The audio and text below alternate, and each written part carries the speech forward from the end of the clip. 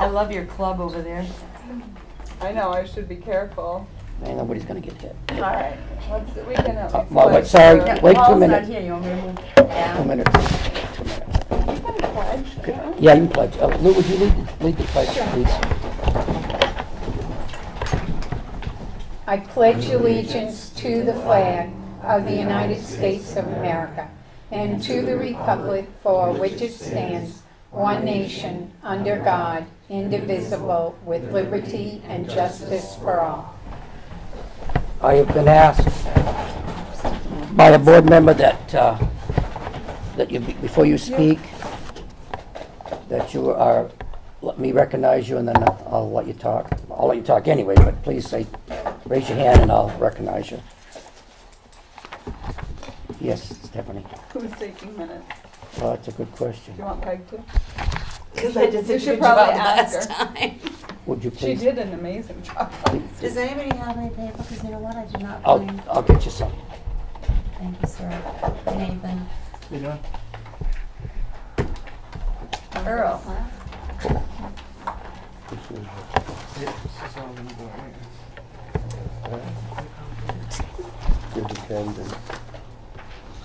Scott.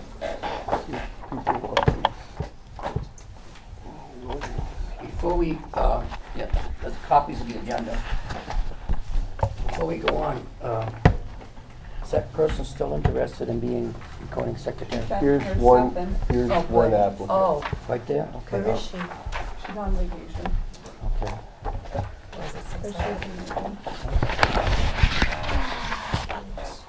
I just want to say another comment, because a lot of this stuff don't make your packet because I get it at the last minute. Like this came in today, so you're not going to have that. I didn't know about this, so this is new, because that's the, Oh, recording secretary. we can deal with that. I mean, so a lot of things I don't get, okay. I mean, well, you did that. Okay, so we do have an applicant for. Yes, we do, and we'll Excellent. deal with it in non-public. Okay. Go ahead, Barbara. I know the meeting hasn't officially. Yes, it has. begun. Oh, it has? Go ahead, yeah. I'll just make the comment and the request. I don't know where the mic is for the streaming. And it is very difficult, if the mic is back there somewhere, One it's here. very difficult after, is that it, Larry? To One. hear. 2, 3, there should be 4 or 5. What's that up there? There should be a total of 5 mics. Are these the, Okay. Yes. I think up above your head. Maybe you yeah. have One, one of two. these. I don't. No, no. I don't. I know that people Just means are, they can't hear me. in fact, watching the Board of Select meetings, maybe not streaming live, but afterward. And I've tried to pick up 1 or 2 things afterwards, and Mr. Brown in particular, you were very, very hard to hear on the audio. So That must be the mic right there. Yeah, there's two. just make that point. So you're asking us to speak up. maybe stand under the mic? Okay, all right, okay. Anybody else? Larry? Larry Brown, speak up. Got a phone call from the chair. Unnecessary, but thank you. He was concerned that I may have wanted a copy of the school district attorney comment on 91A. I told the chair that his word had been sufficient, which it is, and secondly, that my ear may have heard the present tense rather than the future, in that she will bring is one thing, indicates that she is yet to be hired. She brings is a person who has been hired. Thank you. Okay, now,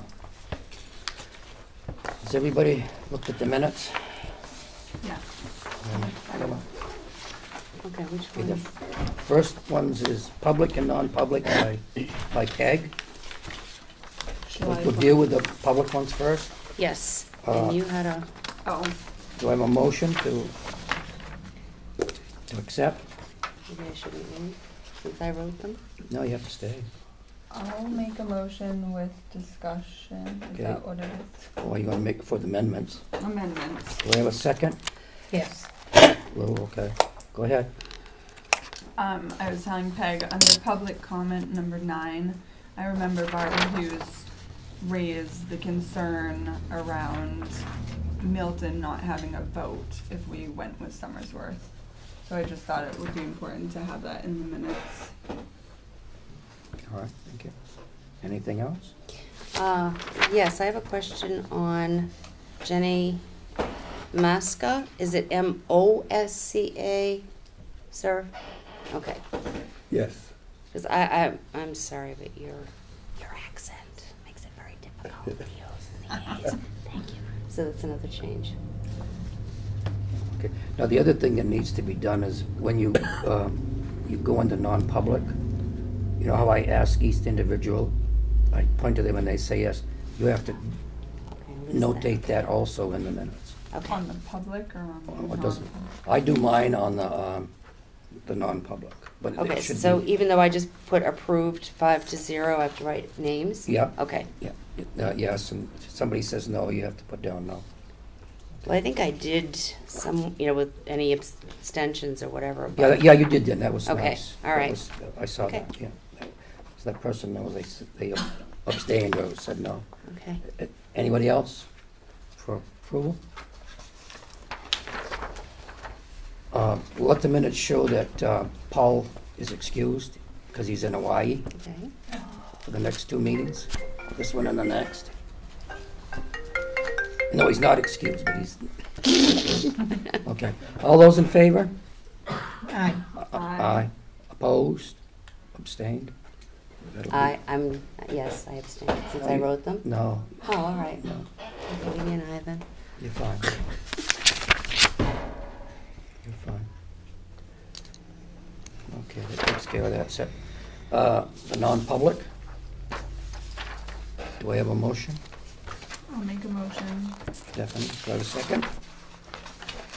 I'll do it. Douglas? Do I have any corrections?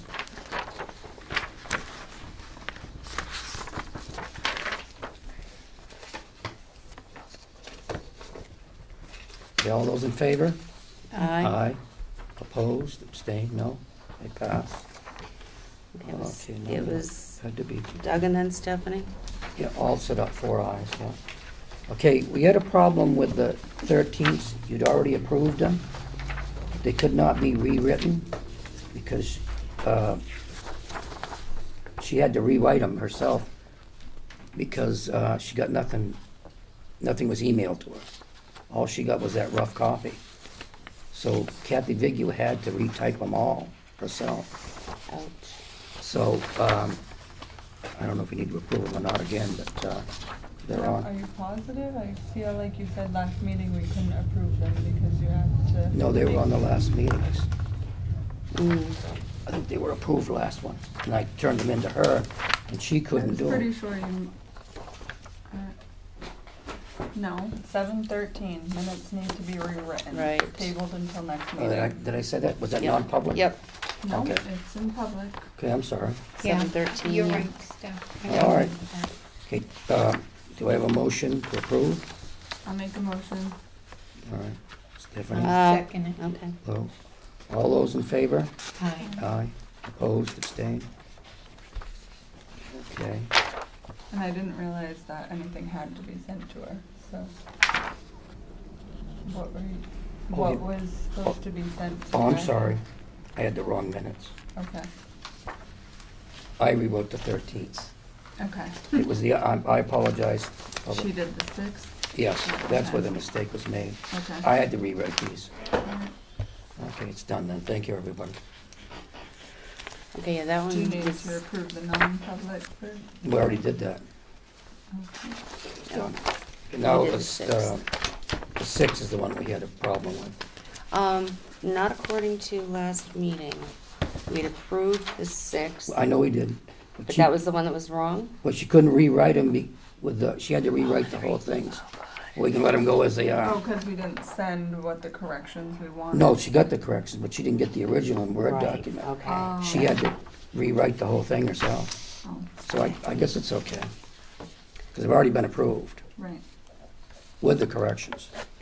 We can check that. So we're all set with that one then? Yeah, we can cross that Okay. one out. Okay, Earl, you're up. Okay, the bits and pieces that I had sent the school board for the week, kind of an update. Jen Mosca was at the Ed retreat that we went on. Peg Heard was very good at it and gave a lot of input. We had the administrative team there of the school. John was there with a number of his staff. Scott was there with a number of his staff. Ann was there, and we were fortunate. They should be here soon. The members of the state ed that we talked about the SIG grant and the possibility of the high school receiving that. They're going to be here at some point tonight. They had called us before, and Nate helped me give them instructions on where to go here. She's here. She's arrived. Jen Mosca, I'll try to pronounce it without the Northeast accent. With a Northeast accent. We saw her at the summit each of the 3 days there, and I had asked her, I said, we're getting near the midpoint of the month, and Doug and I are anxious to meet with her and the three heads of her school board, and she told me that, yes, I'll get back to you. And I talked to her Wednesday morning, Thursday morning, and Friday morning, and yet she has not gotten back to me yet. So we will continue on our end to look at the restructuring of the SAU withdrawal. We're going line by line through it and looking at some things. One of the things is the maintenance agreements on the sheets. I gave it to you in your board packet, the little one there. It appeared as $40,000. Actually, the real number was $43,000 because $3,000 of it was not included in there. What we continued to do at each of the areas was to break down each of the agreements, ascertain, if you look at that part in your chart, you can look at it in there, it's the last part of it. The two others are the personnel areas, but that's the last one, and basically what it speaks to is breaking down each of those areas. And like I said before, on the SAU withdrawal, it indicates 40,000, but in essence, it's 43,000. And then I proceeded to work with Nate, and we looked at it, and we broke down each of those areas into what would be a service of an SAU, what would be in each of the schools. And we took a percentage that each of the schools, much like we did with Back Bay. Remember when Steve Gagnon was here, we took a look at Back Bay. So in essence, it was a rudimentary withdrawal estimate, and number one, it didn't really capture the true sum of what was there. Number two, it didn't capture what part of it is SAU and what part of it resides in the schools. And we proceeded to break down each of the areas, and instead of 40,000, the real number was 43,000, but the real number that the SAU was responsible for without looking at it is like 19,900. So therefore that will have, that's one of the factors that we're looking at will have an impact on the total SAU withdrawal costs. But we'll talk about that when we talk about some of the other things in the other part of the meeting. But so that gives you a part of the update. I know I cut into number 7 there, but at least it gives you thing. And as far as the 3 days were concerned, I thought they were very helpful. The teams, we had the staff there of each of the schools. Scott had his team, not to cut into the time, and you know, you might want to give a brief account of what your group did. I don't mean to put you on the spot. Sure. Our team, one of the things that we were looking at is brought 5 teachers from across grade levels, gave us an opportunity to start preliminary work laying out what we're going to be looking for goals for the coming year. We're taking the work that we put together those 3 days, bringing it to our teacher leadership team that is going to be meeting on the 22nd of August, and then for full rollout to staff on the 30th, 29th and 30th, the first 2 days that teachers come back for the 16-17 school year. So it gave us a good kind of head start with that. And Peg was very helpful because of her perspective of having taught for many years, and also her perspective from the shared decision-making aspect of being on the school board. And you might want to say a couple of words, a couple of reflections. I don't mean to put you on the spot. Okay, yeah, no, I actually wrote something up that you probably Oh, should so you have. came prepared. Yes, I did. You were just... And I was going to do it when it came down to committee reports. Okay, so we So- could wait to that. Right Yeah. on cue. And one of the other things I talked about tomorrow at 12 o'clock, those members of the staff, Scott and John of the administration, and Doug were going to have a little get-together with Steve from Back Bay and give the teachers and the administrators a chance to reflect their concerns and so forth. And then Doug and myself were going to have a couple of words, and Nate with him, on things specific to what the SAU concerns are, or what in the year the Milton School Board concerns are. At this point, I guess it's up to the chair, but would you like our member from the State Yes. Education Department? Does the board have a problem? This is about the SIG grant. Would you like to introduce it? Yes. We're very proud to have Catherine Nicole here, and she had some very nice conversations with Peg and myself. One of the areas of the ed time of the 3 days, as Scott said, it gave each of the teams of the school a chance to connect and meet. In using that team planning time, we had scheduled and talked on the phone, said, wouldn't this be a great time for her to come speak to us? So she spoke to Peg and I for a while, gave us some background. And one of the things to be aware of, the information, the data, the way that the school was able to receive the funds is based on data that was secured in 2013. So that's one of the things to be aware of, which I'm sure she'll touch on, and Scott and I today in the office discussed it. So with no further ado, we're very grateful that you came. Thank you. Excuse me. I'd like to let the board introduce themselves, starting with Peg, please. Oh, that'd be great, thank you. Hi, I'm Peg Hurd. Stephanie Barry. Doug Shute. Lou Snyder. Nathan Castle. Okay, good. All right. Well, my name is Catherine, but I go by Joey. And it's a pleasure to be here tonight because I just want to, I thought it was important to come in person to tell you what the opportunities are with this new money. I've been involved with the school improvement grant. We call it SIG, S-I-G, so school improvement grant, since I think the first time that we got it was 2009. So that meant we had to do work in 2010. 2008. So we've been doing it for a while.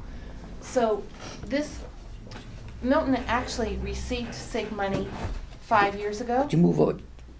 Put your camera up there. In the microphone. Yeah, you are on TV. Now that you have a screen name, you can... Wait, is this okay here? Okay. So, with that said, it was, they were involved with the SIG grant before. Both the high school and the middle school were involved, and we worked through that. And then when they no longer receive money, they were no longer in SIG. But we just got our last allocation of SIG money this past year for FYI 15 and FY 16. Now that may not be how you do your grants, but the federal government does it a year behind. So as with, because ESSA is coming, and which is next year, and we just got rid of Every Child Succeeds, No Child Left Behind. No Child Left Behind. So this was the end of that money. So they wanted to push it out into the states, every state. It's not really competitive. You just have to write a grant to say this is what we're going to do, this is how we're going to do it, and then you include the different schools and districts that are able to get the money. So as it turns out, I thought because Milton had gotten it 5 years prior that they weren't eligible. But when I submitted my grant to the feds, they're like, you left 2 people off, Milton High School and another school in Manchester. So that's why I got in touch with Scott and then Earl and said, hey guys, we have this opportunity to bring some money into the district to see what you'd like to do, to see how you like to help the students improve their achievement, or if you have a special project that you're interested in, this is what that can fund.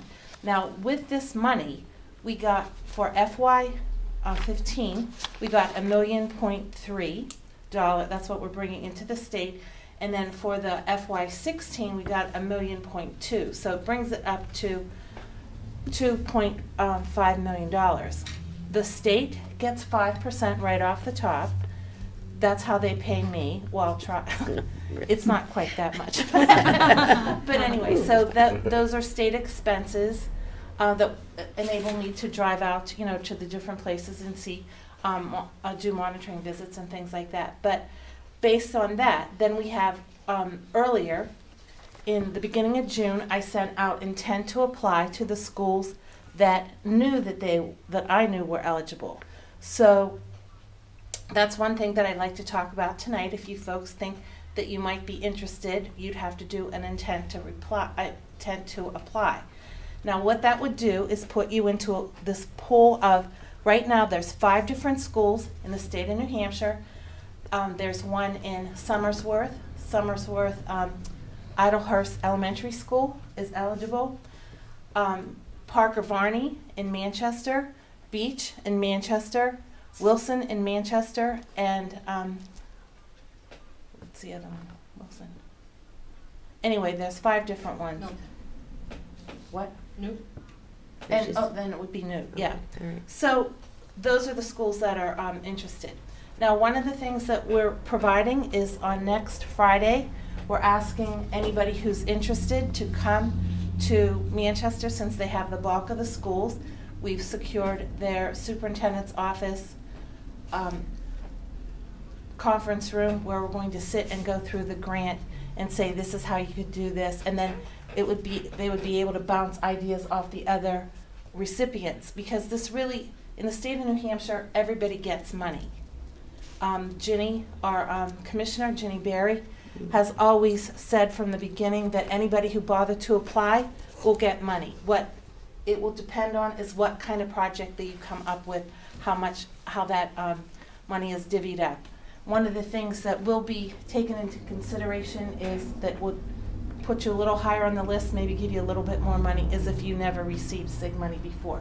That doesn't put you folks in that category. But the other thing that puts you in the category is the fact that Scott is still within his 2nd year of being here. Some of the other schools that were eligible had principals who had been there for 14 and 15 years. And that was still a requirement of the SIG to replace the people at the top. And in this case, we're right on the money here. So,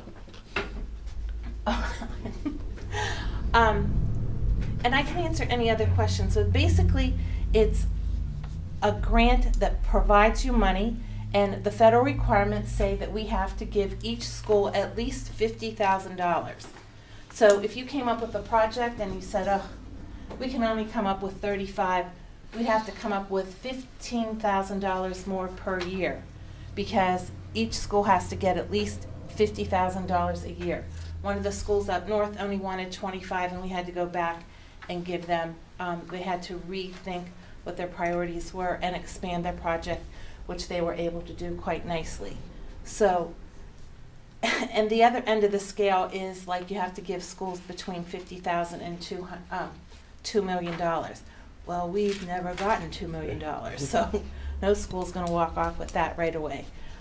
So that makes it quite nice. The fact that money is very enjoyable. You can do things that any one of your Title I requirements you can do. For instance, we can fund curriculum, we can buy books, we can buy, you can bring in personnel, you can send people to different workshops, we can send people, let's just say that Scott thought that there was a school across the state. Maybe he wanted to go to Fall Mountain and see their Fall Mountain Regional High School, and he heard there's a great project. Well, he could fund the travel, he could fund the substitutes to go over there. That's all acceptable, because what he's trying to do is improve the achievement.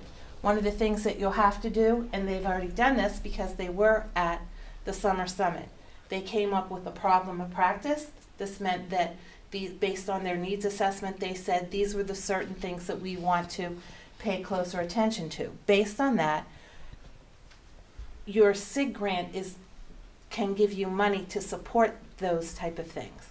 We're trying to make it so that the schools don't have a lot of extra paperwork. They already did a problem of practice. It fits nicely into the way this SIG grant was written. When they first did this, we didn't have a problem of practice based on your needs assessment, and they still had to come up with goals and objectives, but in this case, it's really current to the work that they've been doing lately. It's like we're not asking them to come up with new plans, new things. It's things that will support the work that the school and his personnel are already doing.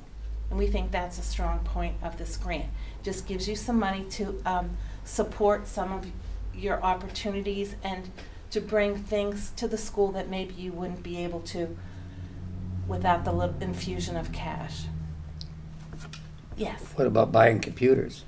You certainly could do that too if it fits into your needs assessment. At the high school only, though, or at the middle school? This is at the high school. High school only, okay. Mm-hmm. Yeah. Okay. Yes. Oh, do you have? Oh, go ahead.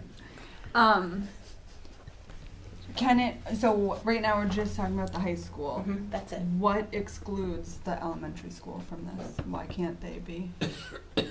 Because their test scores, they've never made the list. They were never in the 5% persistently lowest achieving. They're not? They weren't at the time that this. The data that's being used to determine who is qualified for SIG money was data from 2011, 12, and 13. So even now, even though here we are 3-4 years out, right, they're still looking, the state and the feds are still looking at data from 11, 12, and 13. So during that time frame. See, the reason that is because ESSA, there's a window that she's trying to point out, Joey's trying to point out, and the priority and focus schools are still based on the 2013 data. Okay.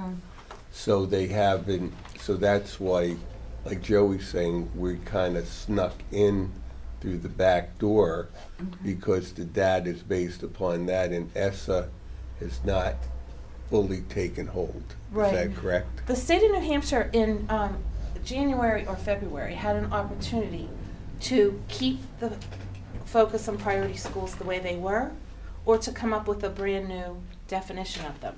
They chose to keep them the way they were. And that meant, like Scott said, that the 2013 and the data preceding that was what got Milton where it is, which is a good place to be. There's a lot. I've gotten several calls. Are you sure it's not us? Can't we apply? So, yes. Okay. Hope that answered your question. Yeah, go ahead, Barbara. Hi. Oh, Barbara hi. Hughes, hi. Hi. As far as the 1.3 million and then the 1.2 million, Mhm. are those two different grant application processes? if you get money out of the first disbursement or the 1.3, does that guarantee you will then be getting money out of the 1.2? It doesn't 100% guarantee it because I have to monitor, and if there is some reason that if you don't do what you said that you were going to do, if you don't do the goals and objectives, and I have certain things that are in the grant that says that I have to do, like watch the budget, make sure, if one of the things that you have to do, let's just say that Scott decides with his leadership group that they're going to bring in a consultant who says that they're going to pay attention to math. I'm just throwing that out there. And then this actually happened in one of the schools. And then at the end of the year, we find out that nobody had monitored that person, and the person never came. So I would have to have a deep conversation about, well, why weren't you monitoring them? And it would be like, well, what was I doing? Why wasn't I told? So as long as you abide by the things that you write in the grant that you say that you're going to do, then you should be all set. And can I just tell you, in the entire time we've done SIG, we've never taken back anybody's money.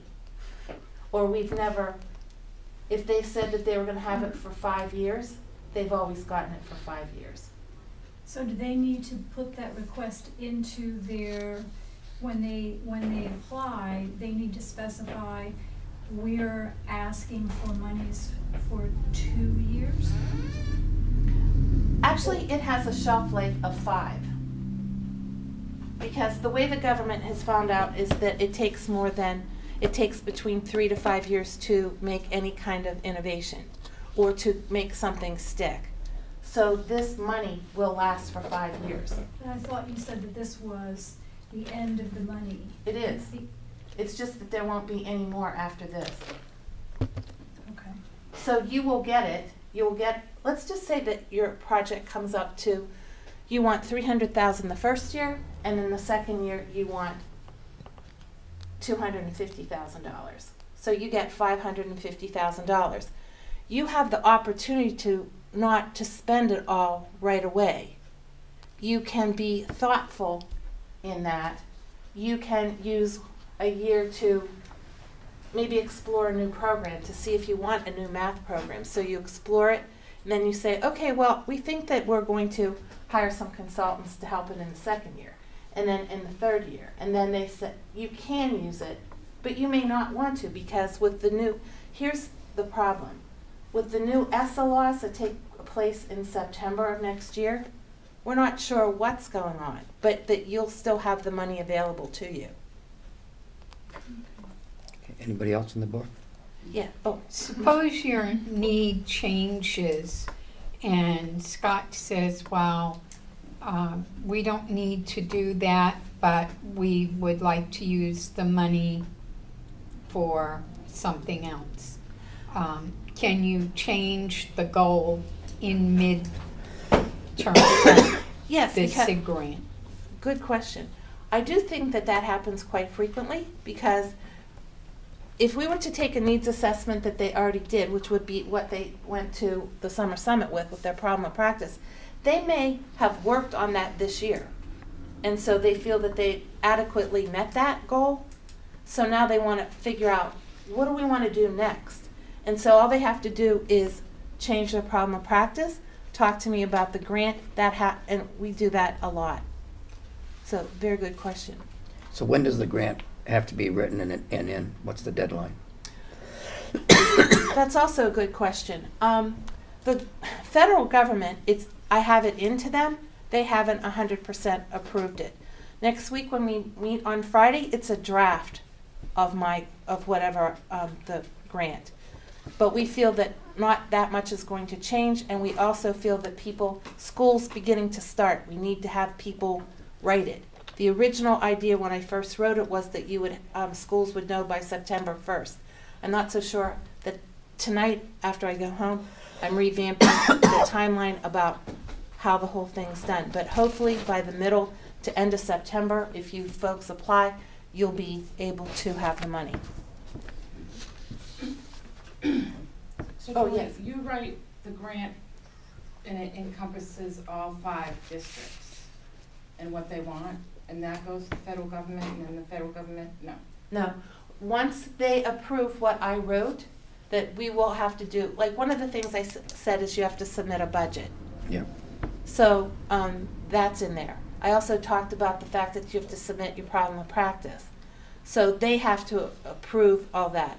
Our contacts in the federal government have said that it's on its way down the pipeline to be accepted, but it hasn't been accepted yet. And we passed it in about 3 or 4 weeks ago. So things take a while. So then when it's accepted, what you've written, then each school does their own writing of the grant. Exactly. But the one thing we are going to do next Friday for 2 hours is sit around and, shoot ideas with each other, like, what do you think, how much? And the other thing that we can't do, we can't give money formulaically. I can't just divide the $2,500,000, I can't divide that up by 5 or 6 schools and say, that's how much you get. Because our first year, we got in trouble because that's what it looked like that we did, because all the schools all together got $1.3 million over the course of the grant. And they said, whoa, was this, you just blanketly said that that's what their projects were worth? So these guys will have to write a program and come up with what they think will adequately fund it, and then that will be based on, that's the only place that it's competitive. It will be competitive against the folks in Nashua, that's the other school, Fairgrounds, of what he might need to move his, and I say his because it's Michael Harrington, who's the principal. So it would move whatever his agenda is along, and then, but everybody, like I said, has to get at least $50,000. Wait a minute. Larry? Thank you. Larry Brown, a refugee from New York State Ed Department, and a techno peasant. Question. It's always a nice thing to buy dollars at a federal discount. That if I have, let us say, 50 computers and 10 peripherals which serve that network, which would be usable at an elementary level, and I want to buy 50 computer units and peripherals at the highest level of capability that exists now. And son of a gun, those old 50 units just happen to be able to be sent downhill to the elementary school. Can I do that? Remember, you're being televised. Right. Is the elementary school, it's a Title I school, right? Yes, you could. Yes. It's Title, MES is Title. Right. Because it's a Title I school, you decide, except for SIG money, it can't go anywhere yet. It has to stay here. Thank you. It has to stay at the high school. Okay. Lou, do you have all set? No, does all this money have to go for teachers getting professional development? Can some of this money now, you said computers, you can buy that in books. Can you also buy extra programs for computers, like, just off the top of my head, like an engineering program that some of the kids in advanced classes might like or be interested in, something like that? Would that also be okay? Yes, but it goes back to whatever is in the needs assessment. Whatever you said, whatever these guys figured out was what would help those needs be addressed. So it would be the opportunity and it would help those things out. So if that's a concern about advanced classes, we can make sure that it's addressed in how the grant is written. That you want to, provide challenging programs for all levels of students. I think one of the things she's trying to drive at, I can't speak for her, but is how is it directly going to assist students in terms of directly to the student, not as to the professional development of teachers and administrators, but directly hands-on as far as students are concerned, right? Right, Lou? Yeah. Thank you. But that's, thank you for both the interpretations. But what that does, what we have to do is make sure, if that's what the idea is, then we have to make sure that when the grant is written, that's what it says. That what we're trying to do is make sure that our students here at New High School have the hands-on, have the computers that they need to challenge and to bring them up to, you know, whatever, do the best that they can. Because I think that one of the things that we talked about, that all schools talk about, is especially when we went to the SWIFT. This is hard. I think Peg and I had talked to her about it, and I voiced the thing, is that if you have persistently low achieving schools, oftentimes, is, for example, you said it was good that Scott is in year 2, because what happens is oftentimes, whether it's administration or staff, one of the things about low performing schools is that teachers and principals change over, you know, the turnover. So Absolutely. this money is going to teachers and professional development of teachers who, and administrators that will not be in the school anymore. And while this is happening, sometimes the teachers, it's instructional time deferred because they're leaving the classroom. They may be doing this professional development during the school day. And again, when teachers aren't in the classroom, one of the things people say, well, professional development is great, but where are you going to find the science or math teacher, especially in a high school?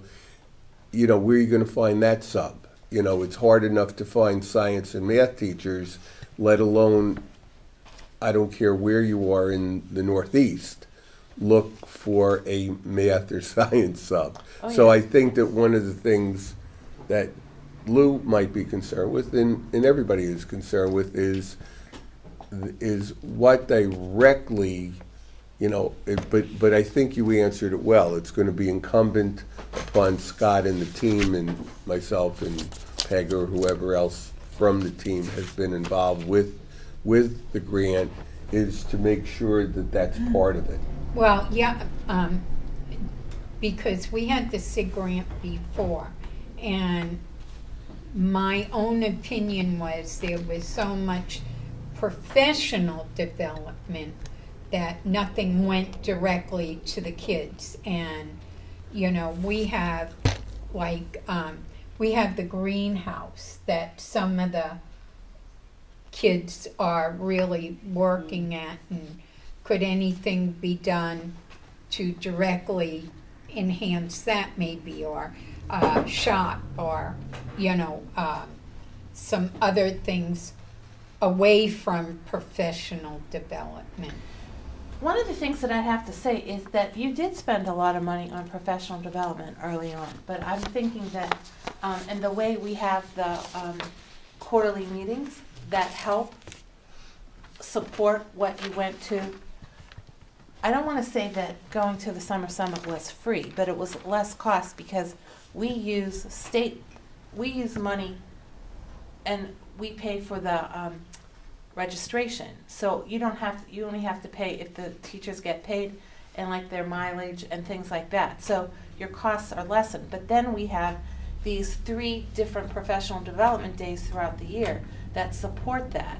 Plus, I think that the fact that maybe some of the staff is still there that received that early on professional development, you're building on those things. So I don't think that you probably, that, you know, when I talked with these guys at the Summer Summit, the talk was they were interested in students and the climate, and that's what they wanted to spend time at. Now, I didn't check out their problem of practice, but that's what we're going to do next Friday. If you choose to move on, then I'm going to leave Earl the intent to apply, which he needs to submit to me, and then these people will be invited to come to the Manchester meeting where for 2 hours we're going to sit and talk about, you know, how do we figure out, how does the problem of practice fit into this, and what are your goals and objectives, so that they walk out of that meeting already having 2 hours into the grant writing. And by the way, you can also pay for a grant writer if need be. But I think that you have great professionals here, and so you might not want to do that. But it's all, there's a lot of expenses that are perfectly legitimate, and they are based on what you can do at a Title I school. And so you've done a lot of it. You just have to weed through some of the stuff that you did before, and if it didn't fit and doesn't fit now, we're going to know, because the problem of practice really helps narrow those needs down, so that now you'd have the opportunity to fund some of those. You'd still have to do your problem of practice based on the fact that the school's a priority school, but now you get to put some money behind it, and it may be able to help you move further and give you guys a great opportunity to serve the students that are here. Now, you said that originally that the data you're taking to use to assess that we're in the bottom 5% came from 2013. Is that not correct? The 3 years, Prior. 2010, 11, 11, 12, 12. What data is it that you use? Because we're always taking tests. So when do you update that data? Because it's 2016 now. It is, you're absolutely right, and that it will be, part of what happened is in midstream with that, we changed from NECAP Yeah. to SBAC. And so because we didn't have a consistent group of 3 years, that's why when we were given the opportunity, we meaning the state of New Hampshire, was given the opportunity to change what our definition of focus and priority schools were in the early part of this year. We had to keep it the same because we didn't have 3 complete years of data using one particular assessment. So you're saying, in other words, you get 2011, 2012, and 2013 in the 2013 data. Is that what you're saying? I would like to go to our accountability and really get you the answer to that, because that's not my part of it. I get Okay. the people who once accountability tells me who ends up on the list, then Okay. I do this part of it, which is go do the grant. So to give you an accurate and complete answer, I defer to them, and I'll get that to you. All right, thank you very much. Mhm. Anybody else? So we have to make a decision if we want to apply then. Yes, correct. I would like to make a motion to apply. I second. Can I You can discuss it, go ahead. just, can we not rush into this without a discussion? I don't know if we have to do that in public or private, but I think we all need to talk about this. Can I add one more thing? By signing this intent to apply, all that does is moves you to the next step. It gets you to the meeting next week that says, this is what we're looking at. This is how much money, this is the work you have to do. At any time in that process, you can say, this isn't for us. So, And I think I think the discussion's gonna come with, I may be wrong, so correct me if I'm wrong, but Earl and Scott reporting back to us what their goals and objectives are and what they want to do with that money so that we understand. But it sounds like we don't have time to really discuss if we want to take the first step, because they need to know that, because the first step, it happens next week. So the first step then to continue it would be them identifying their priorities, and then we would get more information and have more feedback on it.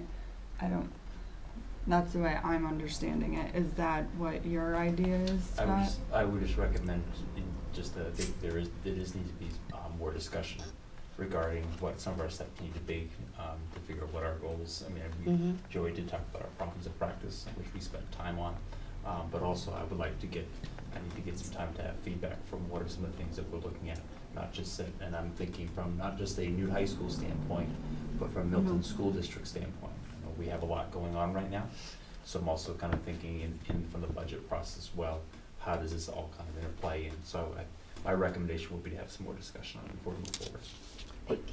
But you have no problem with this, completing this step here then? No, I have no problem with this, going with this step to start Have the kind of intent. gather more information Okay. about it, but I do think more discussion needs to be had. Oh, I agree, yeah. Mhm. Oh, I thank think you, all of us Scott. agree. Thank you. So, do we have any more discussion? Okay, all those in favor? Aye. Opposed? Abstained? I'll abstain. Okay, 3-0-1. Thank you very much, Joey. I for want to com- thank you so much for this opportunity. Thanks. I'll leave Earl with the, actually, I think I already sent it to you, and I'll Yes, leave you. I have it in the, yeah, okay. Let me just pass this out to you all. It's the paper copy of what you're agreeing to do next. Thank you. And then I'll send you the one that you really fill out. Come on, let us doing this now. Yeah. This is to get you at the table next week. Oh, I think I gave you two, but that's okay. That's all, I'll give it one. Yeah. Okay, great, thanks. Thank you so much. It was a pleasure. Did we ask Scott if he's available next Friday? Oh, are you? You planning on going? Yes, I am now. Make yourself available, right? Well, it doesn't have to be you. You could send anybody who's on the leadership that would be writing the grant. So that, I'm sure I'll be there. okay. Joey?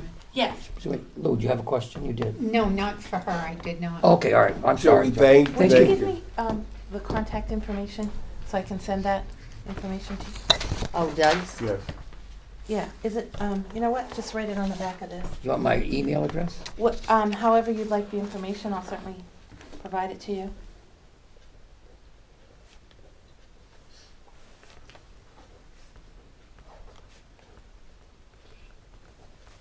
Tomorrow. And once again, what a drive I had That's from okay. Concord.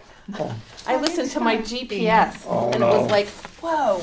When I hit a dirt road, I was like, I can't believe this. Can't always follow GPS. Scott, You're right. Scott will walk you out. Thank I you want so to much. Thank you, Thank Joey. you so much. Thank you. Thank you. Bye. Thank you, Joey. I know, thanks. Thank you very much. Earl, did you have anything else? Absolutely, I'm all set. You're all Thank set. you. Well, Financial, Paul, we wanted to say something. right, I don't know. It What? had to do with, I just think that the whole board needs to get together and have a discussion on this SIG grant stuff, because I think it needs to be done, and that's my opinion. Okay, looking at your, anybody else? Moving on? Looking on your financial report. Oh, wait a minute. Ooh, what? You're missing a page Uh-oh. on your financial reports, I'm Did sorry. you bring that page? No, the chairman's got it Oh. right here. Missing Do page. we all need to fill this out? No, or Earl should has to this- sign it. Thank you. I think your page 20 is missing on the 2015. Unacceptable. Well, I straightened it out just as soon as I could. No, don't you get one? Okay. Thank you. It shows you how much money you have left. It's an important page. Yeah. Can I have a copy then? Of that page? Yeah, did you just put that down? Yeah, I did, yeah. Sorry. Okay. What page was that supposed to be? 2020 on the first big Oh, 20 of 20, okay. 25. Oh, I 2015 saw to that, thank you. 2016. I attached mine. Okay. Okay, so this is the year-end June, yep. balance. Yeah, this ends June Yep. 30th of The final, 2016. final unaudited expense report. So it shows, well, don't hold me to the figure, but 246, 247.24 cents left over out of the budget. $246,242.24. But you may have unanticipated revenue coming in also that will affect that bottom line. Is that right, Nick? Am I Yes. saying? Increase it. It We'll could increase increase it. it or decrease it. Okay, there you go. And Got this is before any of the warrant articles are taken out of it. Right. Correct. You're right. This is basically the second to last report that you'll have for last fiscal year. The next one being the DOE 25, Okay. which is due at the end of the month. End of what? Of August or? End of, yeah, it's due September 1st. Okay, September 1st. That was the MS? Wait a minute. MS what? It's the DOE 25. 25. Somebody have their hand up? Yeah, Who? me. Oh, go ahead. I thought you were pointing to somebody. Oh, Oh, okay, all right. Everybody? Oh, sorry, Peg. I guess I have a question, how revenue can decrease the bottom line? Yeah, Just that's a out of good question. curiosity. Well, if we don't get as much as we anticipated. So you've already calculated it in? Oh, is that what you're, Our revenue report, which is up after the expense report, Right. is an estimate of how much revenue we're supposed to get during the year. okay. It's not exact. okay, which is reflected in this one? Yeah. Got it, okay, never mind. I just, I just remembered. Oh, go ahead. Oh. You keep Does, pointing at Barbara. know. I know, I keep thinking Barbara's got her hand up. Sorry, Barbara. does this include that money from the telephone thing? The E-rate, Yes. it does not. We have not received it yet. We typically don't get it until around this time. Okay, so this could increase the bottom line Yeah. of the fund balance. Yeah. Okay. Can I ask a question? Go ahead. So I had a community member ask me a question related to the Homelessness Act. So when we have transportation, so what line they were asking me what line does it come out of? I believe that it comes out of special ed line. Out of Right. what? Do you know, Special. Nate, better than I? Hmm? I think She might said know special ed.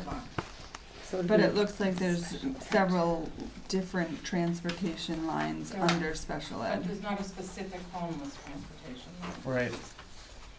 Oh, you must have been talking to. I Can we will get tell you element? that this year, we are writing into the Title I to get monies through Title I for homeless transportation, which we haven't done in the past. So that should help us. But I really, Stephanie, would rather ask Tim, because he's gonna be able to tell me better where he puts it in there, but I do think Okay. it comes out of special ed, but I'll let you know. Okay. Lou? How many kids are we transporting on an average That's a for number- homelessness?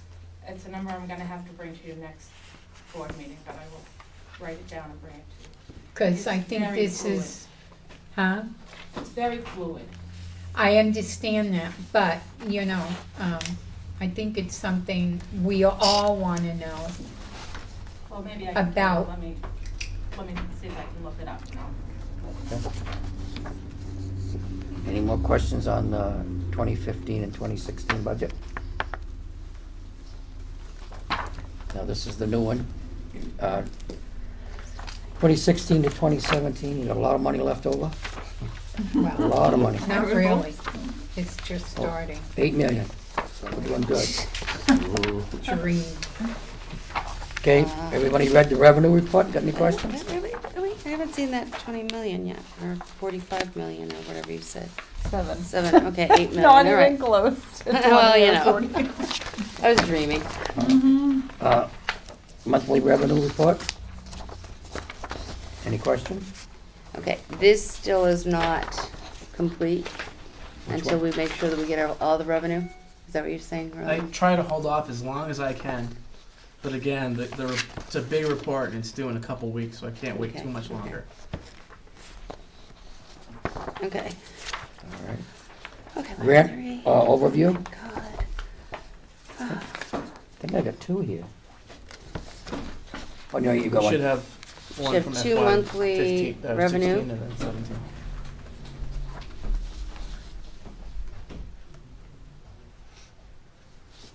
Okay, I'll got the same grand overview for 2016, and on the other one, grand overview for 2016 on the top. Mine has both.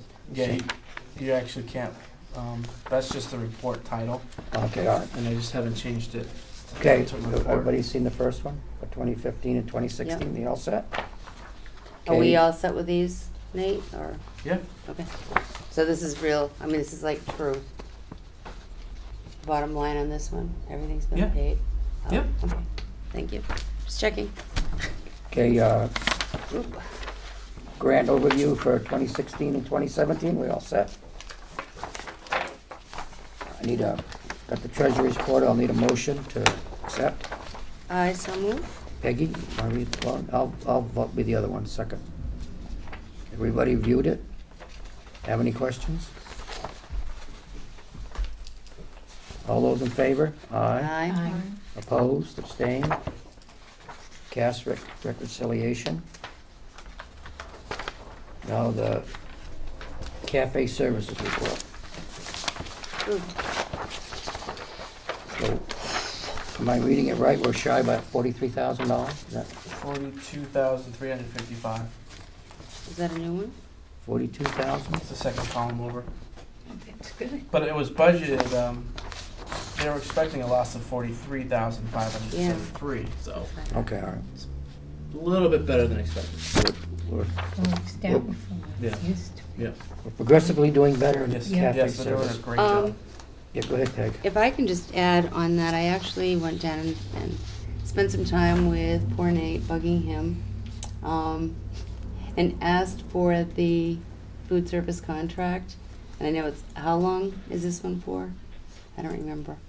The contract we're in, is it just for a year? Is Yeah. it 3 years? Okay. 1 year. I guess when it's time to renew it. I mean, I found a lot of things in it that bothered me, just from a financial perspective and looking out for the best interests of the district, yada, yada, yada. Well, there's no reason we can't, as a group, you highlight them, Okay. bring it to us as a group, and we all Yeah, can that's, no, discuss. that's fine, that's We good. could put it long-term goal Well, let me add that to my long-term goals here. list. Phew, where are my goals? I have no problem with that. Thank you. I just wanted to make that, because I did highlight an awful lot, Okay. so. Did you have, Barbara? I do, now I have a question. Go ahead. Are you saying that providing food service to the Milton Public Schools creates a negative, a shortfall of $43,000? Mhm. For Yeah. what period? Annually? Yep, No, no, no. Well, This explain last that it's year. been a lot from last year. Oh, okay. Keep in mind though, 3 years ago, we were hitting about an $86,000 deficit. So by switching to You cap, And most of the spend- state actually does run deficits through their districts. Right, It's not but uncommon. People really don't care about the rest of the state. Yeah, no, Thank I you. agree. I think it needs to be explained a little bit, like I'm from, just shocked because I don't understand and I'm also not looking, but I'm gonna rephrase the question so that I understand your answer. Are you saying that providing food in the cafeteria to the Milton School children costs the Milton schools $43,000 more than it took in? Yes. the contract is what, 285,000? But see, we budget for it in a year. Budget for a loss? No, we budget, yeah, no, yeah. no, that's what it said. no, we budget the contract, and that's what we base our figures on. So we didn't make enough to cover that contract. Is that how that's done, Nate? No, the program itself ran $228,000 in revenue. 103,000 was from sales, and 124,000 was from government reimbursements.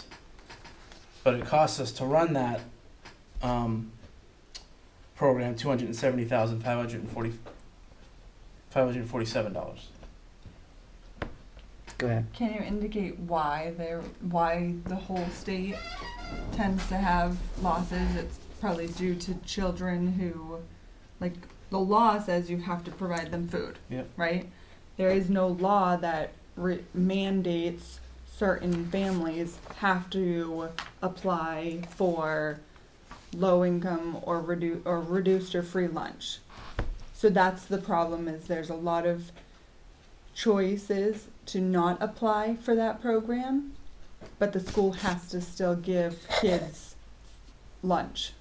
And so if they come to school and don't have it, they have to be fed. Is that Yeah. am I understanding that? So- And no one can make those specific families apply for the free and reduced lunch. Is that no? But I'm just going to add and correct me. I mean, just from my experience, that if you do not apply for that free and reduced lunch, you pay whatever the going rate is for that particular lunch, correct? They'll be billed that amount. That doesn't mean that the family pays it. Okay, then maybe something needs to be built into the system where... No, if they don't apply for the, No, but the... Collections, you mean? Yeah, the people, again, experience that people pay up front. So I come in, I'm a kid and I come in, and today the cafeteria people are going to give me lunch, but also tell me that, you know, I only have $1 left in my account, and the system that they're on automatically sends a bill to the parents, and then the next time it's like, And I think that's where it Yeah. gets difficult, because by law the school can't right. not But I give think the at that child point, food. maybe somebody needs to intervene and say, okay, honey, you know, you need to take this paperwork home and you need to have your parents sign it. They do. I'm speaking, and they come home with a lot of bills. but you want them to take the paperwork and sign because you want them to, Well, so free or reduced lunch. Right. We get reimbursement from the federal government. So Right. so what is it, 42% are on free and reduced? It should be more than that, because is it 40 cents again for reduced lunch? Anne probably knows. It's Do 30 you know? to 40 cents. Figure, but I just wanted to make all of you aware that they just changed the RSA on food service, and we'll have to be looking at our policy as to what we say about what we serve kids that don't have the money to pay for and all of that. And it's in protection of the kids, the new RSA, so I'll try to make sure I get that to Earl. Yes, please, because that would be interesting to see. 2 or 3 points of interest. Number one, if the district hasn't already done this, it would pay to take a look at the free lunch numbers, free reduced lunch numbers over 3 years. Mm-hmm. Then the other is, I think you articulated it well, Stephanie, was that it's a delicate balance, Right. and Peg said it, there's ways that social workers and people that have connections with students can work with them. Sometimes what happens is as simplistic as parents having difficulty with the form.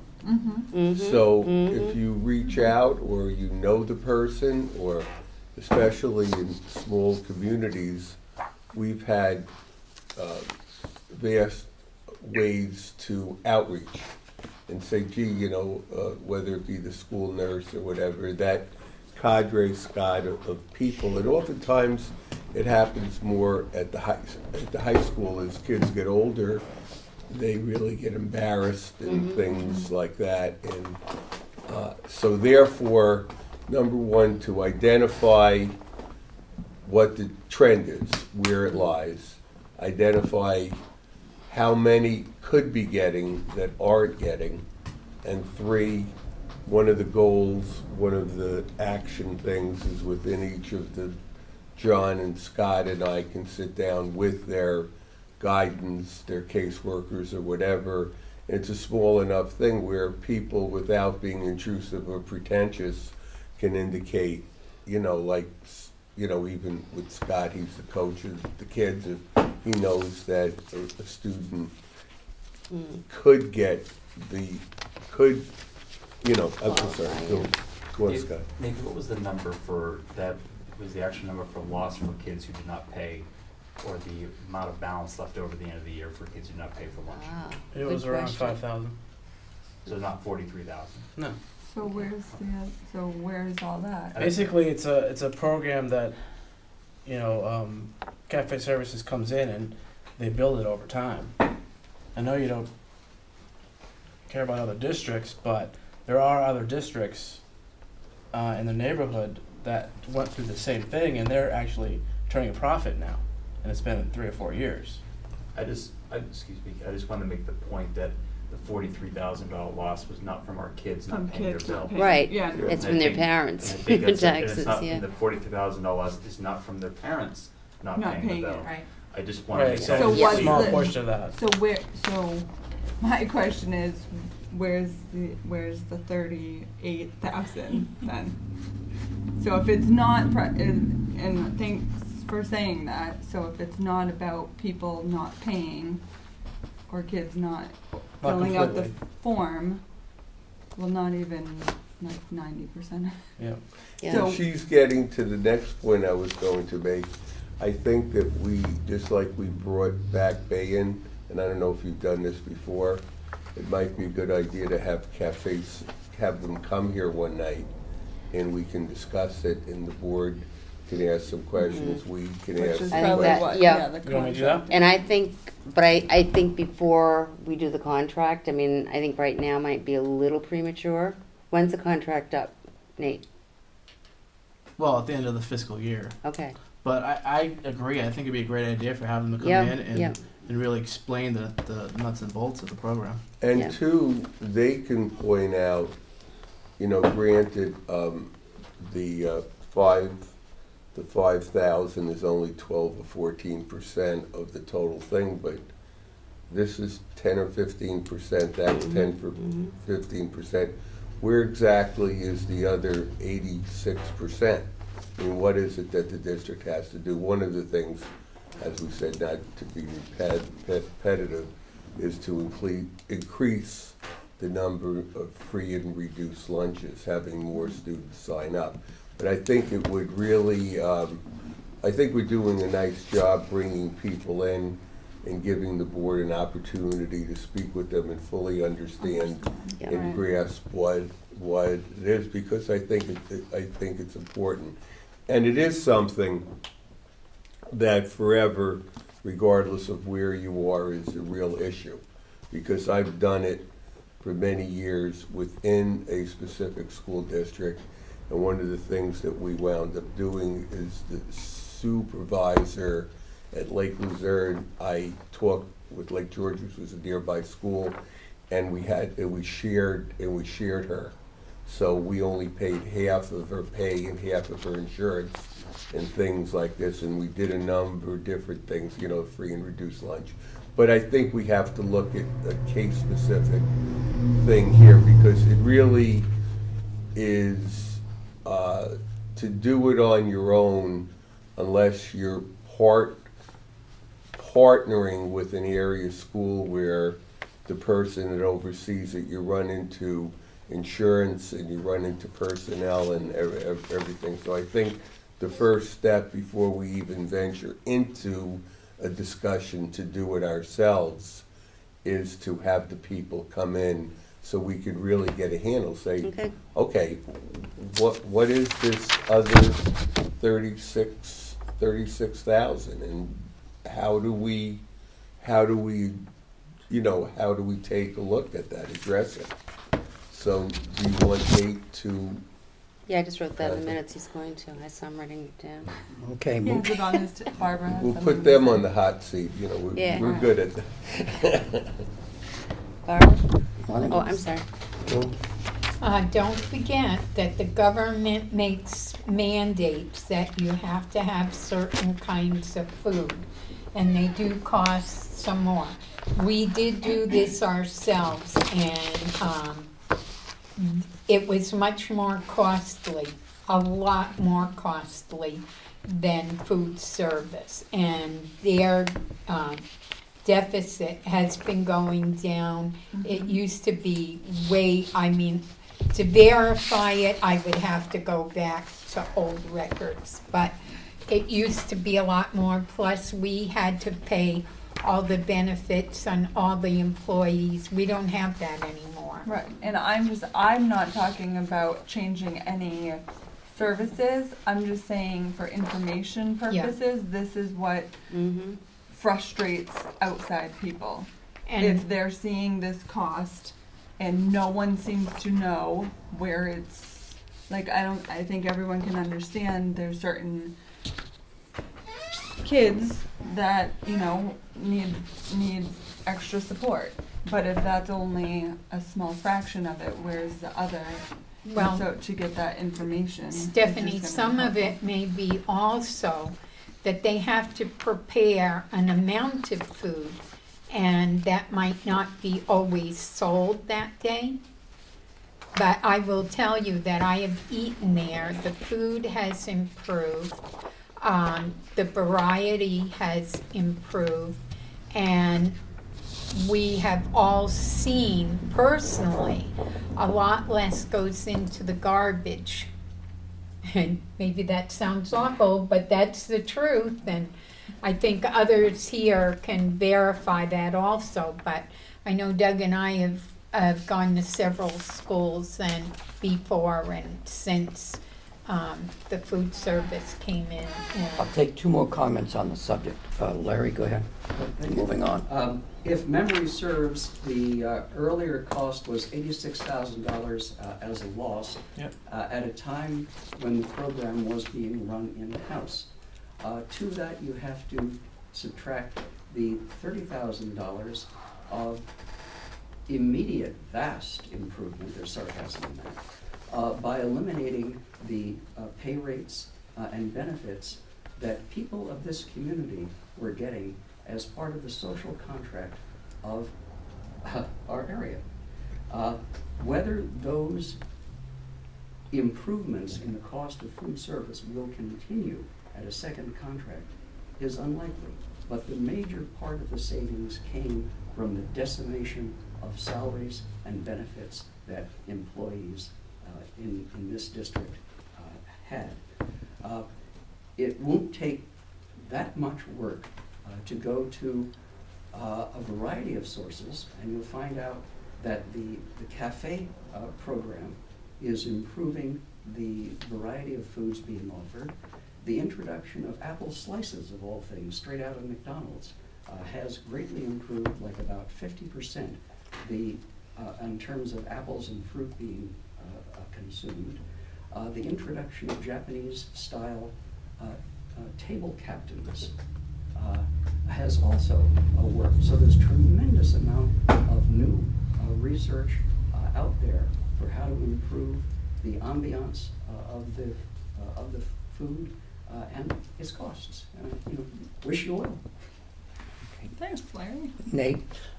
Just wanted to say that I think that cafe services coming in would explain things a lot better than I ever could. So I'll Yeah, call. that's fine. Thank you. Yeah. Okay, moving on to policy updates. Okay, what I got when I went down to the office, I didn't know we'd been sent an update. It comes every year from the New Hampshire School Board Association. Policies that we should update that require a change by law. So this packet would be for our policy committee. And I think you know who you are. I got it here somewhere. Stephanie and I.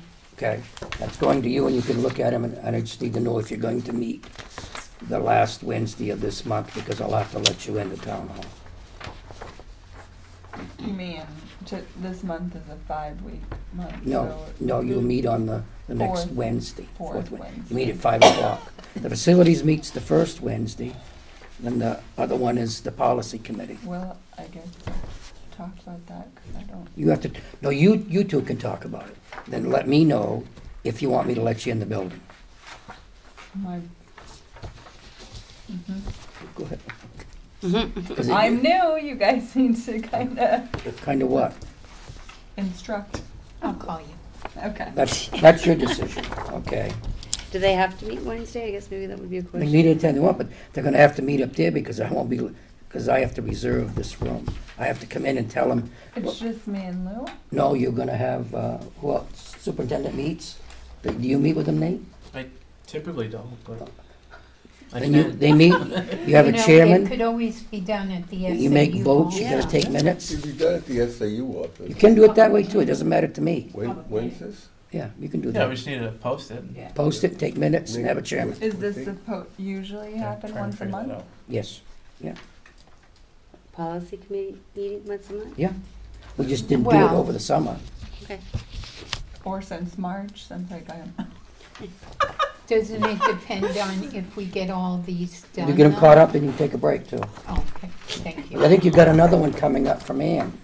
You have a couple that are. She's gonna have to give you also. Uh-oh. Special ed. Okay, all right? That's yours. Okay. Hi. Okay, I asked the board members to make a list of the things we think we need to get done, long-term and short-term. Okay? Now, I know some of you have written them down, I'll just say some of the things I wrote. We need a new school clerk, take the records. Peg, you can't keep doing it. I think we'll take Thank care of you. that tonight. Also, we need, secretary, I'm sorry. We do need a school clerk. That'll be this fall because we're gonna need it for elections. The bus coordinator can be turned into long-term, so we don't have to deal with it until next year. The Damon House, we gotta get prepped for the SAU if that's what we're gonna do. That's long term. Well, it's gotta be done by next June. Definitely, because we're gonna have to move into it before the end of the year. You've got a report coming on the SA personnel tonight in non-public, which I'm gonna make over. It looks, I think you all, I don't know if you've all looked at it or not. Teacher's contract. I wrote down the school care yellow plan. Paul asked me to put down, I talked to him before he left, teachers' forums, meetings, make sure they get held. Then Stephanie just added one to from her, is school board counseling. And then I just added, Based. I'm sorry? School based. Oh, it doesn't matter. You know what I mean. And cafe I services. don't. Somebody's gonna have to give me all of these. I got And what, cafe? services. This is my list. Okay, that's your list. Yeah. Now, do you want to give them Thank you. At least I got something. Phew. Okay. all right. Now, does anybody else have a list they would like to, go ahead. I think one of the things that we actually talked about at the summit was somehow increase parent and townspeople attendance at board meetings.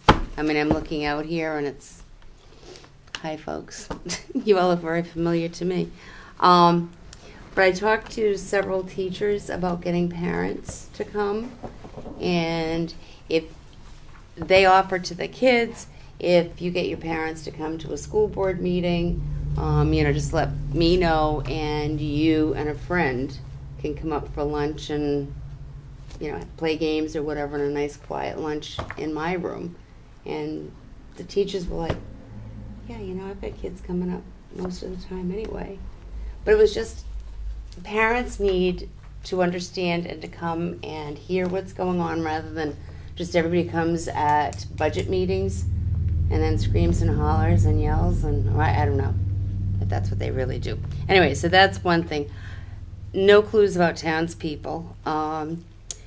Educating townspeople about the school budget because that will be coming up, and have information center sessions prior to the big town meeting.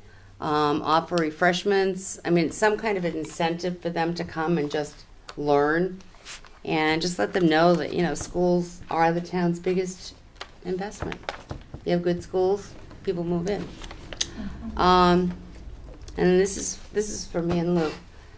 Work on having Newt registered with the Federal Registry of Historic Buildings, and if that was the case, they would provide funding for repairs and upkeep of the building. So we still need to. Well, that's why I gave you my phone number. Yeah, because I know. I'm I not was always on the crazy, computer. crazy. And then I wrote down, look at the food service contract before the next one was written. So, okay, so I got these. Stephanie, do you have any you'd like to add? All right. Now. Took your thunder, I'm sorry. Well, and I guess just a clarification. I asked for us to assess the school-based counseling, just like we've kind of been saying we would along the way. So. Okay. And my goal is to look at some of the jobs because we may be overemploying people and some things may be redundant. And I think we need to look at that, and there may be some things that could be combined, like on certain stipends, you know, maybe one person could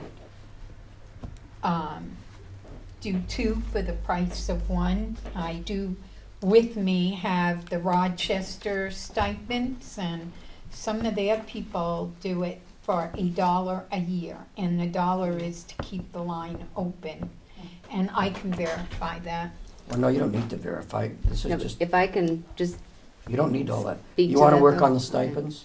Yeah. That's what she needs. Okay, all right. Work on the That stipend. $1 stipend, nobody is actually working for $1.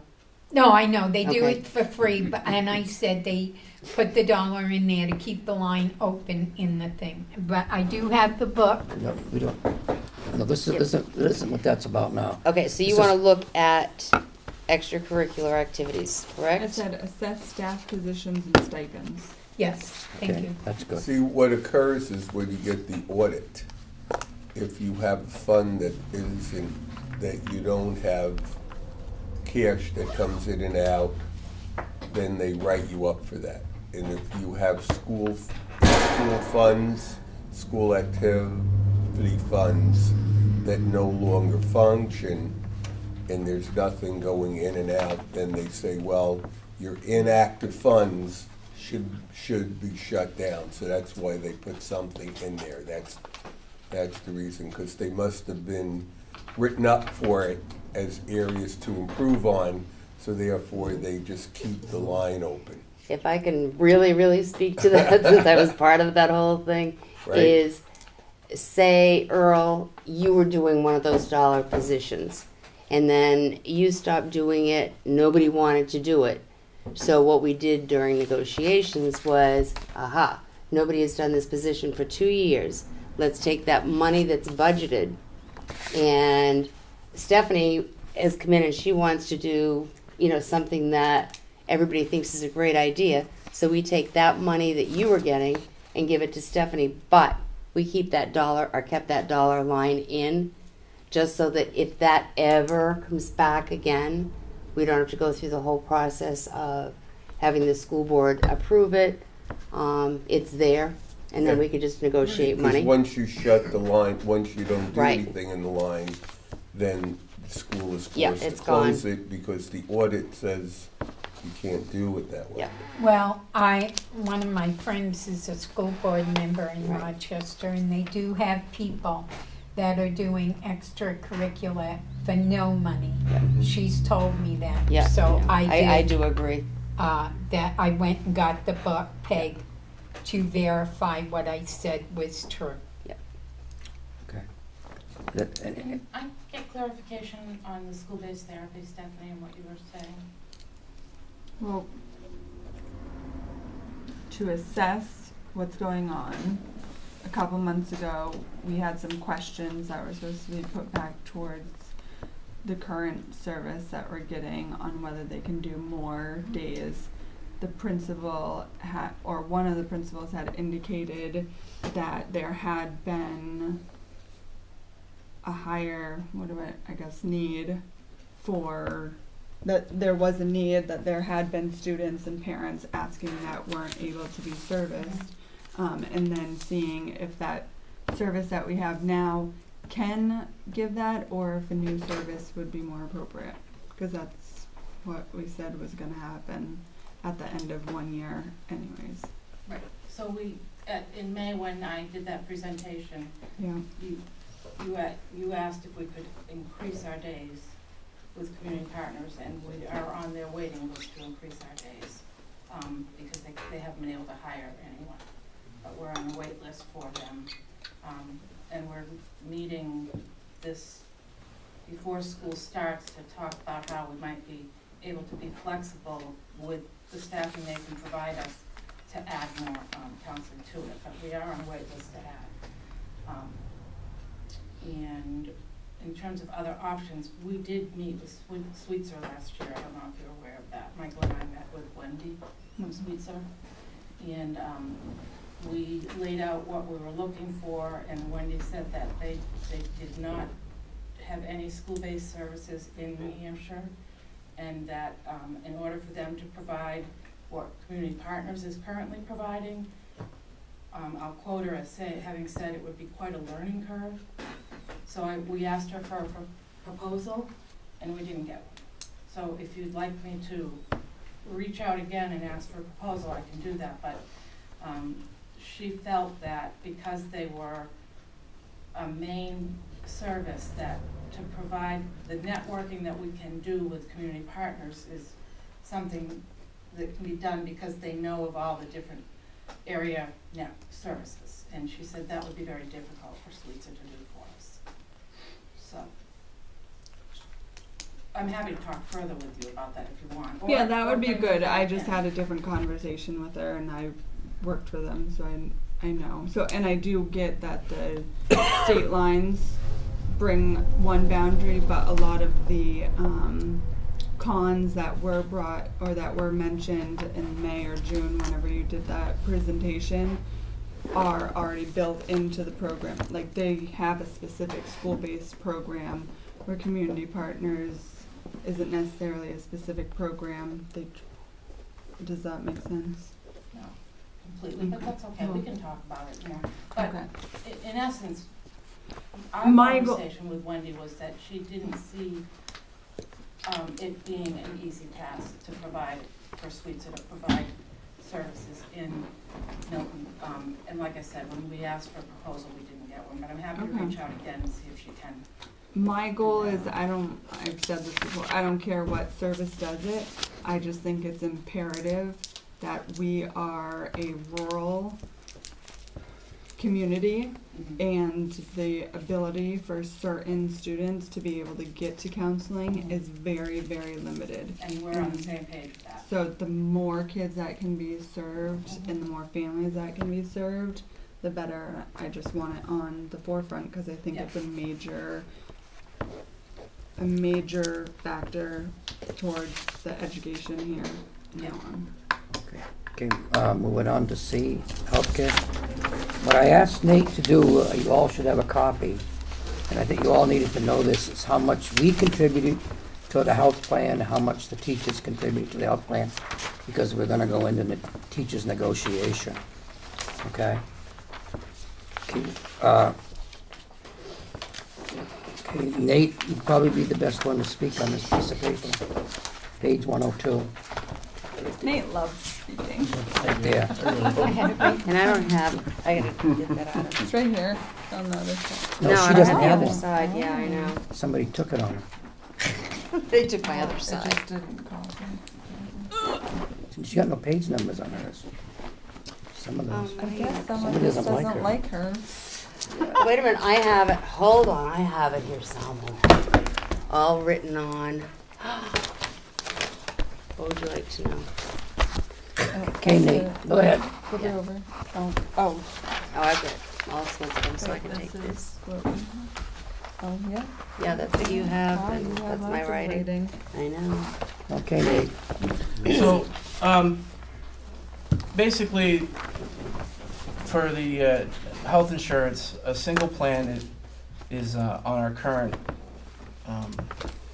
programs is $880 a month, which brings it to $10,560 a year. And according to the CBA, the district pays 95% of that $10,560, but a cap is put into place at $10,000, and we pay for whatever is lower of the two, of either the 95% or the $10,000. And then the same is true for two-person and family, but both of those are at 80%. And their cap is at $16,000 for a two-person and $21,500 for a family plan. Now, Nate, can I just ask you, because I know when I met with you and I went home and I went, oh my goodness, this isn't bad at all. And then you gave me the figures and I'm going, no. How you arrive at your figures for the year? Like, if I'm a teacher, how much I pay a year, and it comes out to the $560. So could you explain to people how you got that? For their portion? Yeah. Sure. With the total amount, and we'll just use single as an example. Right. The $10,560, capped at $10,000. You take the $10,000 off the $10,560, and it brings it to $560 that the teachers are responsible for, and it's broken up into their pay for the year. Yeah. so every 2 weeks, they pay $21.54. Yep. Now, go ahead. Now, this is where they pay a lot more.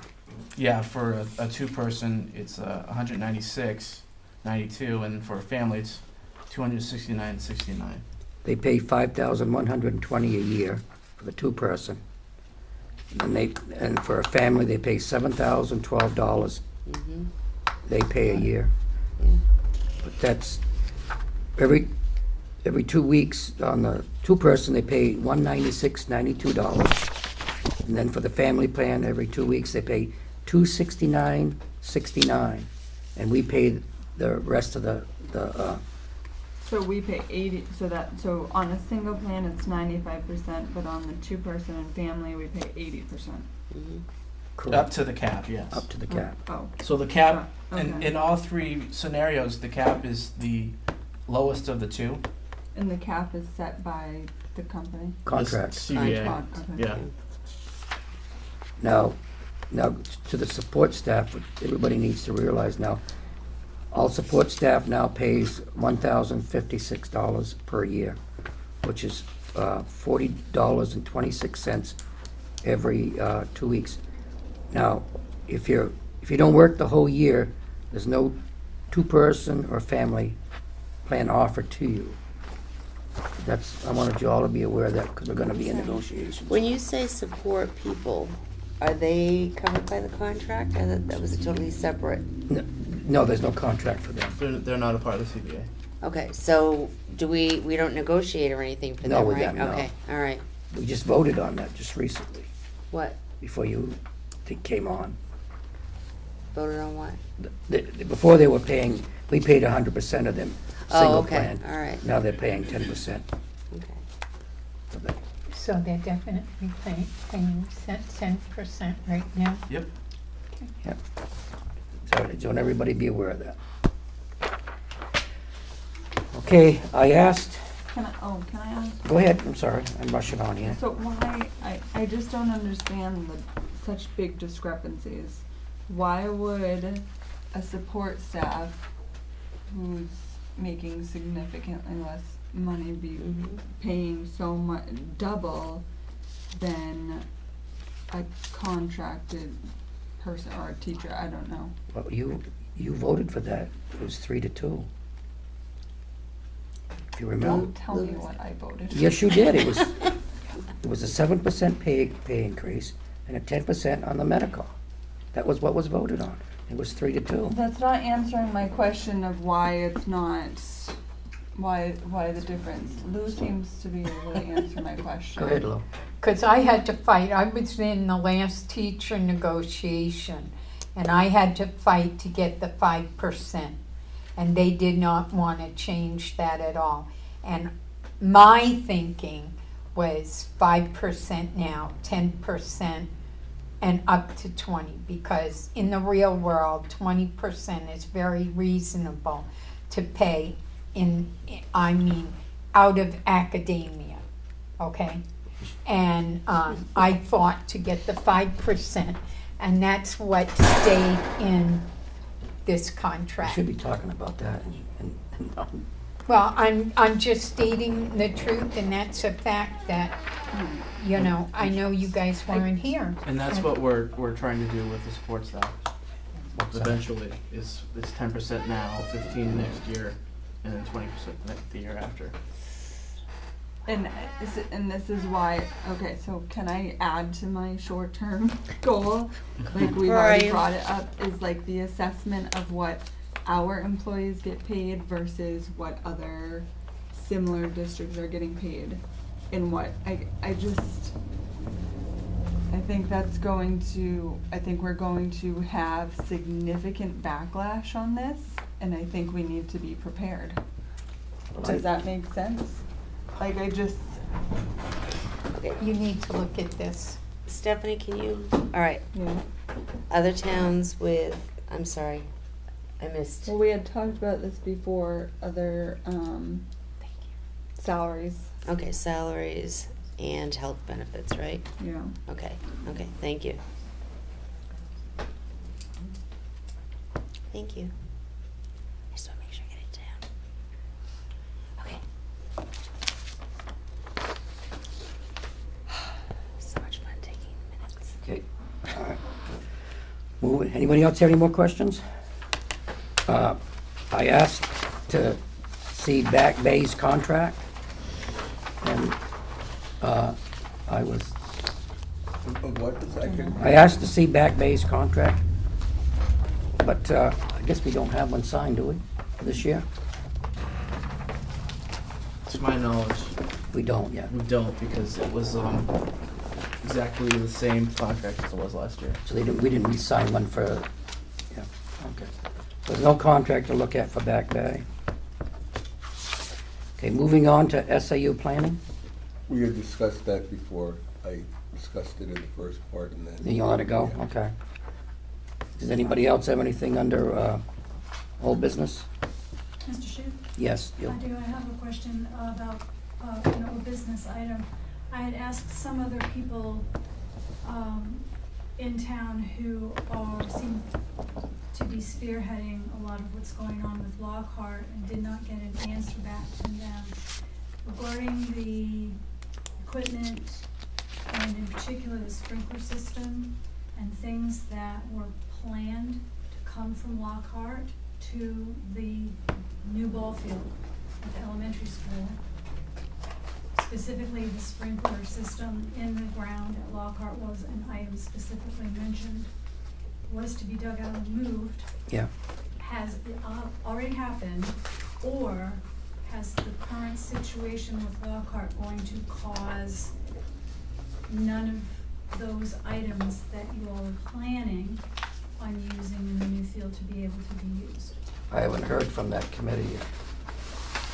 Which committee? The Parks and Rec meets, they have a committee on Thursdays, 10 a.m. in the morning, at certain days that they assign that deal with the Lockhart Fund. The Lockhart stuff. And the Do you mean the MES, school board people, or do No. you mean the town's Parks and Rec. recreational department? Parks and Rec. You asked them Like rec specifically? department is having a special, They're having a meeting Committee? that deals with the MES. Remember, all the money that's being raised goes to a fund that, at the Parks and Rec, and that money's coming out of that MES ball field. No money for that. So they're meeting tomorrow? No, I don't know when they're meeting, because I haven't got my latest notice. so would Karen be the point Karen person Brown on would that? be the one you'd want to talk to. Now, I'm supposed to be the representative on Thursdays. They always meet at 10 o'clock, and I cannot meet on that committee. If somebody else would like to be on that committee, I can send them. So you don't yet know how any of those items need I have not got to the, be- I do keep in touch with Bob Adams. I do keep in touch with Pat, but I have not, they have said nothing to me lately. But I've been watching them, they've been doing the work at the field right now. They've put the new drainage ditch in all the way around, but I haven't heard anything about taking a step lately about irrigation at Lockhart. Benches are one thing. I would think that the possibility about the sprinkler system, that you all might be directly impacted by what's going on there. But the main goal of this whole project is no cost to the school. That's been emphasized, I know. okay? And that's their main goal, and that's what they're trying to achieve, Okay, so, thank you. yeah, go ahead. I just want to make a comment about the line in your SAU budget that is tuition other GED, and it's for $3,000. What page are you looking at? It's the SAU potential withdrawal budget? 104? Oh, Yes. I want I want to know what page it is, 104. Yeah, go ahead. 104, yeah. Yeah, go So ahead. That tuition, that $3,000 goes to, and I don't know the history around it, but it's the GED center in Union. And Milton doesn't use it at all. So we were billed, we had one student that did use it last year from Milton, and we received a bill. So I contacted them to find out, well, what was the $3,000 for? And I didn't get any good answers. So I'm not sure that, I think that it's worth looking into why you're spending that $3,000. And someone who knows the history of that might be, I don't know, you do? Well, we were in conjunction with Wakefield for that. Yeah. And the Gaffney Yes. Library up there, they did it. And it's like half us, half them.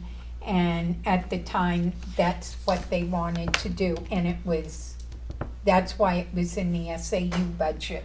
Well, Milton, we don't use it. Milton Okay. uses Dover Adult Center. So can we take that out of there? Absolutely. Anything? Yeah. It gets, it's an automatic, do we pay Dover anything?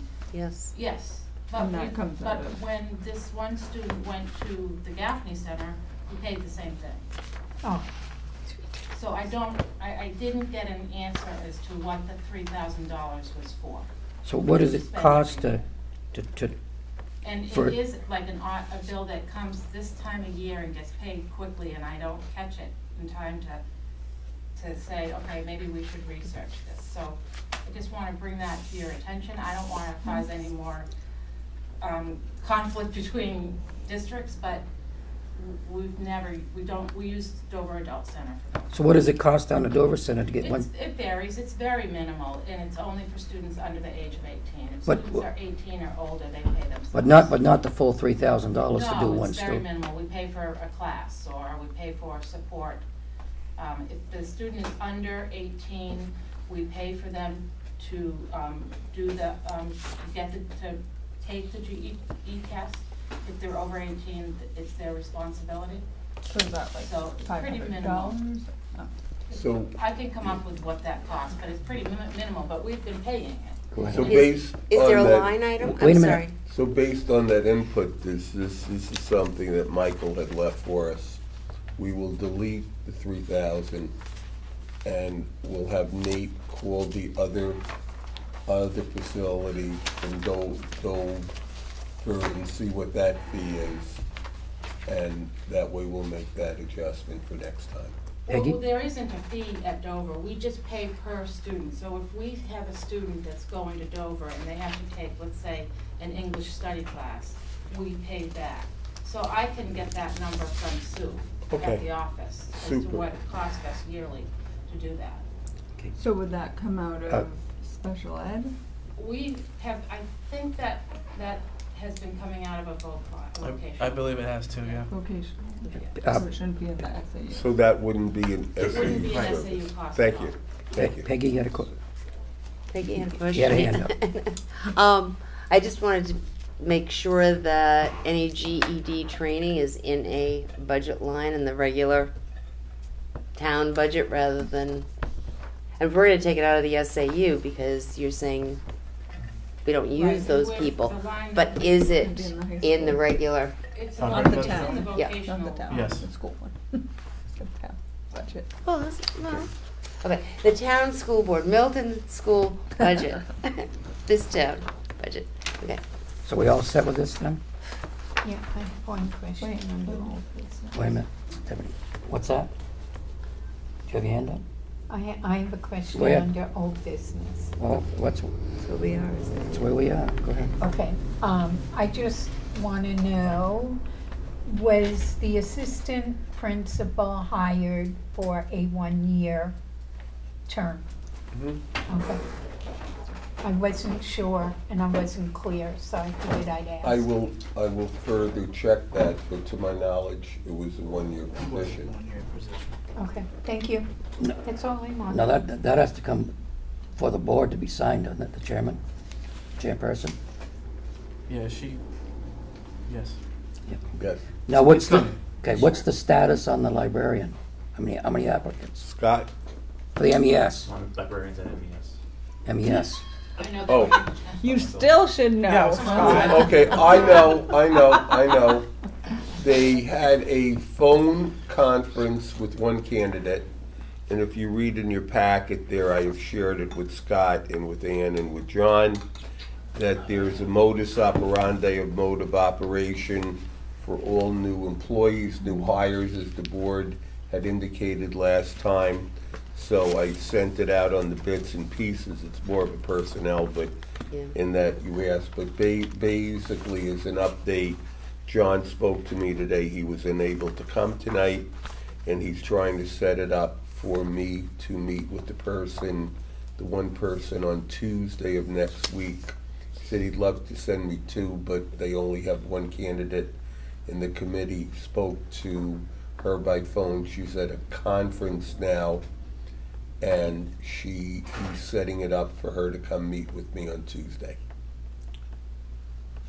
Oh, so you had a interviewing committee? He had one. And what I'll do is I'll have him write a little report on who is on the committee and that type of thing, so the board is fully informed. He'll make out that sheet that I gave them. All right. Thank you.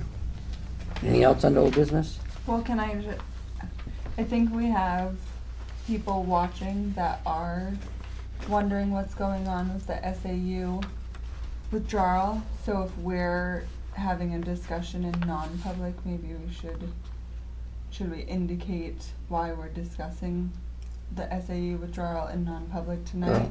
Because we've been. Personnel. Alright, so we are discussing it tonight. Yes. We just have specific personnel we're talking Yes. about, so it's gonna be a non-public. That's what I Precisely. wanted. In the part that isn't with I explained when we were in open. With Thank the you. agreements. Yes, that we've were just good. been accused of not doing much. So I just want to Who get said, it out there. who said that? We don't need to. Yes, we do. No, I just want, we're working towards transparency, we're working towards educating the public on what we're doing, and I just want them to know that their school board is paying close attention to the withdrawal, and we're working on it. I disagree with you, Stephanie. We're not paying close attention? Yes, we are. If you go back and look at your agendas, every time you've come to this meeting, the SAU planning has been on that agenda. Is it not? It's, And I've asked if we want to deal with it. Have I not asked? I I'm not haven't. sure why you're disagreeing with me. You're saying we're not doing anything about it. No, Well, that's not what I said. I well, said that's what there- it seemed like. We're not lacking transparency. I and we're not said doing that anything there's about it. certain community members that I are- disagree. Let them come You forward don't- and say something. It's on the agenda every meeting. And That so- doesn't mean. And we are dealing with it. We don't need to get into this. No, because discussion right what's now. being said is not true. Okay, it's on the agenda tonight, and we didn't talk about it because we're doing it in non-public. We have So talked we about- need- we We have- need to put that You information sent Earl out. back to consolidate the last I time. know that. Okay, then you should be telling these people that. I'm trying to, No, Mr. Shu. that ain't I'm what you trying just to said. say, let's clarify why we're just kind of skipping over it. We have not skipped over it. I disagree. It's a constant thing on the agenda, the negotiations, the constant on the agenda.